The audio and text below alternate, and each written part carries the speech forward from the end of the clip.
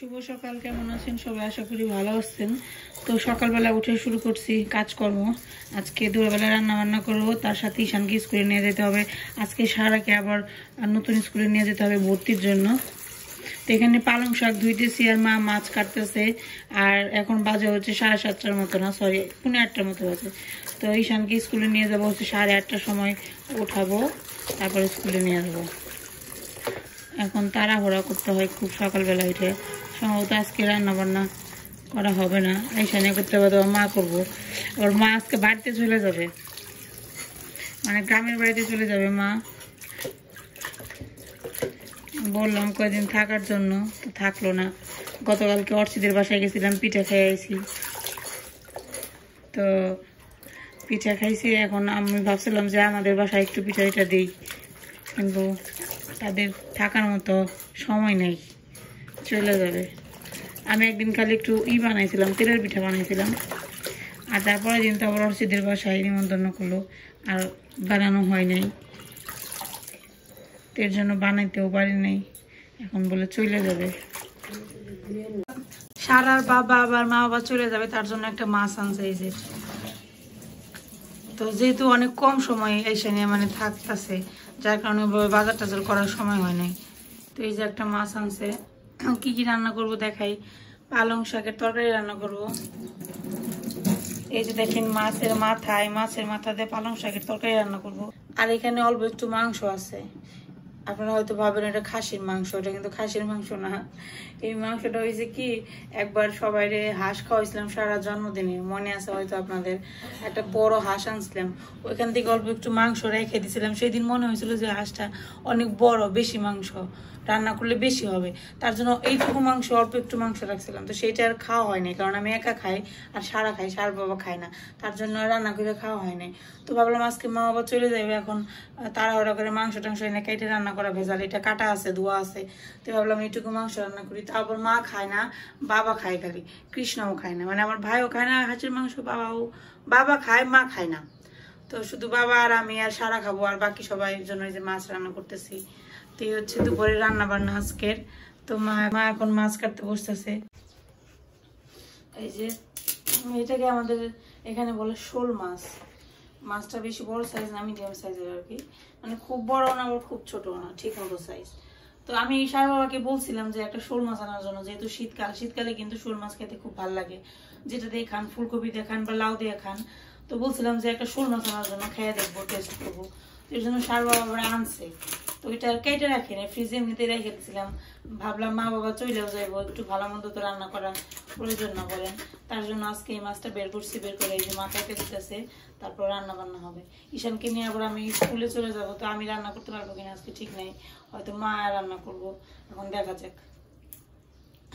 Recipe যদি share করতে না পারি তাইলে আর কি করার, স্কুলে চলে গেলে তো শেয়ার করা হবে না। কাটো, কাটো খালি অন্য করে খাওয়া যায়, তাহলে আবার কেমন নিয়ে না থাকে, স্বাদও লাগে না। মাছের পিস ঠিক মতো না করলে আবার মাছ সাদা না, এমনি এই মাছটা একটু কেমন জানি, হ্যাঁ বাইতে বাইতে মাছ। ওটা কেটে নিয়ে খালি কাটতে এত কষ্ট করা যাচ্ছে, মাছ কানতে গেলে একটা ডুম দিতে। মাছ কাটা ভেজাল, না রাখো, রাখে তো দেই মানুষ। এই যে মাছ কাটা কমপ্লিট। এই যে মা এখানে পালং শাক কাটতেছে, আর আমি এখানে শোল মাছ দেবো। তো এখানে লবণ দিছি, দিব হচ্ছে এক টুকরো লেবু, কারণ শোল মাছে প্রচুর পরিমাণেই থাকে একটা পিছলে পিছলে ভাব থাকে, যেটা সহজে করা যায় না, ধুয়ে পরিষ্কার করা যায় না। তো তাড়াতাড়ি পরিষ্কার করার জন্য এক পিস লেবু আর লবণ দিয়ে জাস্ট 10 সেকেন্ড বলতে পারেন মেখে রেখে দিবেন, তারপর একটু কষলে ধুয়ে নেবেন, দেখবেন খুব সুন্দর পরিষ্কার হয়ে যাবে তাড়াতাড়ি। অনেকে গরম জল ব্যবহার করে, গরম জলও খুব ভালো, বিশেষ করে শোল মাছের ক্ষেত্রে। শোল মাছ খুবই পিছলে পিছলে একটা মাছ, যেটা ধোয়া অনেক ভেজাল, এর জন্য এর মধ্যে এত কিছু কাহিনী করে। তো মাছটা পরিষ্কার করে নেই। তো এখানে মা রান্না বান্নার জোগাড় অর্ধেকটা আমি করছি, অর্ধেকটা মা করছে। এখানে যে আলু কাটা রাখছি পালং শাকের জন্য, কাঁচামরিচ কাটা হয়েছে, মাংসের জন্য একটু আলু কাটা হয়েছে।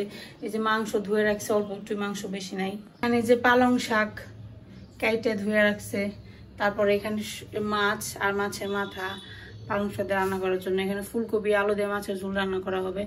তো এই হচ্ছে আমাদের আজকের দুপুরের খাবারের আইটেম 3টা। মা এখন গরম জল খেয়ে নেমে বলবো রান্না করতে। গরম জল না ঠান্ডা জল?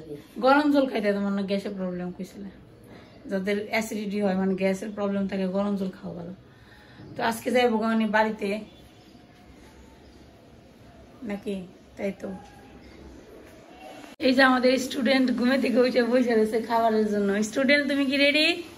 তুমি এখন কোথায় যাবা বাবা বলো তো সুন্দর করে? স্কুলে। স্কুল মজা লাগে? কান্না করবো না তো আজকে? মনে থাকবে? ওকে। এই যে মা রান্না বান্না শুরু করে দিচ্ছে। পালং শাকের জন্য আলু আর মাছের মাথা ভাজতেছে, আর ওইখানে ভাজতেছে শোল মাছ। শোল মাছ আমি খাইতে কেমন অনেকদিন ধরে খাই না, তো এর জন্য মন থেকে দেখি শোল মাছ খাই। তার জন্য ভাবলাম যে আজকে রান্না করি, মা আবার তুলে যাবে। তারপর আবার ভাবলাম যে ফুলকপি দিয়ে রান্না করি।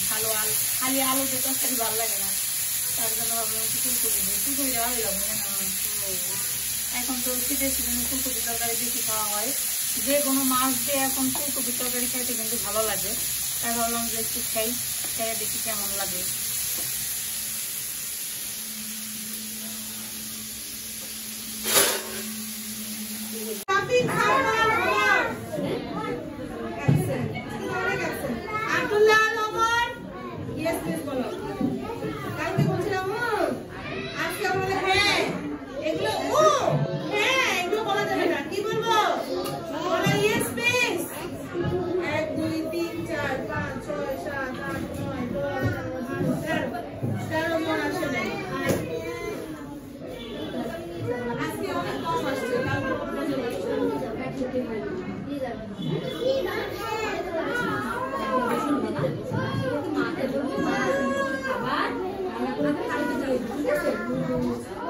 তো স্কুল থেকে বাসায় এসে পড়লাম। এই যে ঈশান বাবু দেখেন ড্রেস আপ করছে কি, আর মা এখানে কাপড় চোপড় ভাঁজ করতেছে। আমাদের তো কাপড় চোপড় শুকাইতে একদিন পুরোটা লাগে। আজকে শুকাই দিয়ে যাবো ধুয়ে, কালকে এই যে সকালবেলায় আবার আয়না ভাঁজ করুম। মানে শীতের দিন তো এমনিতেই বারান্দায় রোদ কম আসে। তো এই যে মা মনে হয় রান্না করে ফেলাইছে। রান্না করে ফেলাইছ? তো মা চলে যাবে একটু পরে, দুপুরের খাওয়া খাই আর রান্না দেবে বাড়ির উদ্দেশ্যে। কেন রান্না করছো? তুমি রান্না করছো তাইলে? তোমার তো অভ্যাস এটা, তুমি নাড়াচাড়া দেওয়ার কাউ করলে আমি রান্না করছি। বাহ, ভালো করছো। এই যে রান্না বান্না দেখি কি কি রান্না হয়েছে। মাংসের ঝোল, হাঁসের মাংস, এটা অল্প একটু আচার রান্না হয়েছে।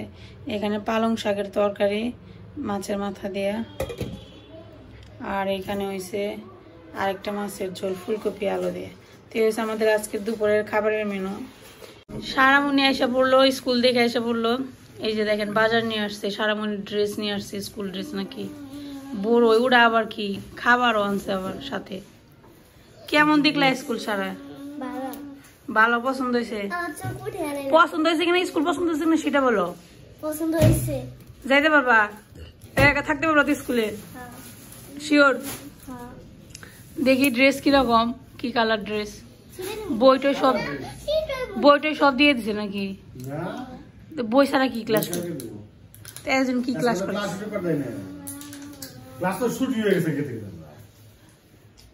সারামণির স্কুল ড্রেস। বেল্ট আছে না বড়?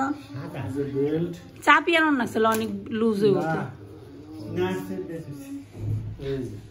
পায়জামা আর ওটা কি স্কার্ফ? কেমনে স্কার্ফটা কোন জায়গায় বাঁধে দেখো না? স্কুল গুলা বান্ধে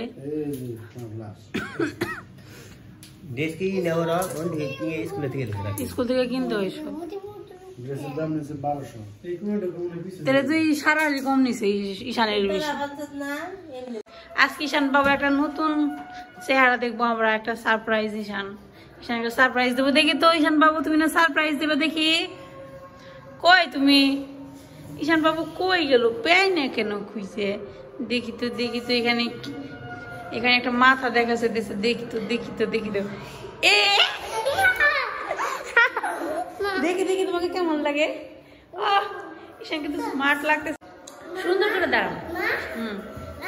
আমার সুন্দর লাগতেছে না তোমাকে সুন্দর লাগতেছে আমি স্প্রে কি দিছো স্প্রে দিছো স্প্রে দিলে সুন্দর লাগে হ্যাঁ চলো বাসায় চলো এখন ঘরে চলো চলো চলো স্নান করতে হবে চলো ঈশান বাবুর চুল কেটে দিলাম চুলগুলো অনেক বড় হয়ে গেছিল আর শীতের দিন তো চুল ভিজা থাকে ভেজা হয় আর কেটে দিলাম হ্যাঁ বলো বলো ঠিক কথা বলছো আমি স্নান করতে হবে আমি গরম জল দিয়ে আসি স্নান করতে হবে চুলে চুলকাবে নইলে তো এই যে খাওয়া দাওয়া শুরু করতেছি দুপুরবেলা শোল মাছের তরকারি শাকের তরকারি আর এই যে একটু মাংস আছে তো এই যে বাবা ব্যস্ত হয়ে গেছে যাওয়ার জন্য সারা বলতেছে দাদু তুমি যাও গা দিয়ে থাক এই যে মাও রেডি হয়ে গেছে শাড়ি টাড়ি পিনতে ঈশান তোর বউ গেল রে তোর বউ গেল গা সার বাবা গেছে একটু বাইরে বাইরে থেকে আসলে পরে খাইবো তো আমরা খাওয়া দাওয়া শেষ করে নিই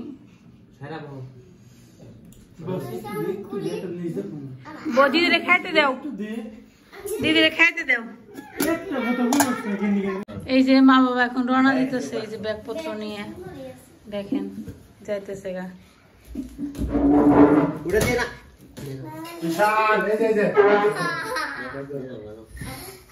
এই ব্যাগটা সিরবি তো তোর দিদি তো ইয়ে যাবে বাড়িতে যাবো ব্যাগটা নিয়ে সিরবি তো তুইও যাবি বাড়িতে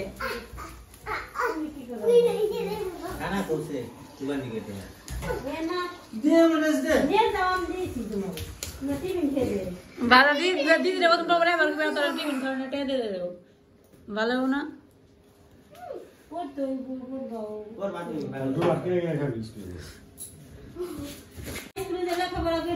দেখে যাও সিএনজিতে যাবে না কেমনে যাবে কাপুলি